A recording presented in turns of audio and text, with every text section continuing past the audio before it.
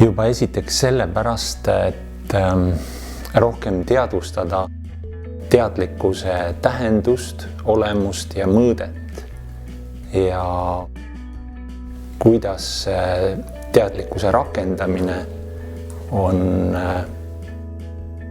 aidanud lahendada mitmeid erinevaid elus ette tulevaid olukordi teadlike kogukondade poolt üle kogu maailma. Teadlikkusest teadlik ja teadlikkust rakendav inimene on tegelikult ülivõimas.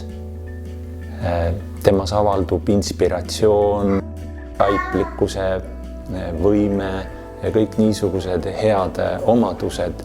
Samas on ta hästi rahumeelne, õnnelik ja kui see kõik nüüd avaldub kogukonnana, kui kogukond on teadlikult asutatud, milliseid tulemusi see võiks veel kaasa tuua.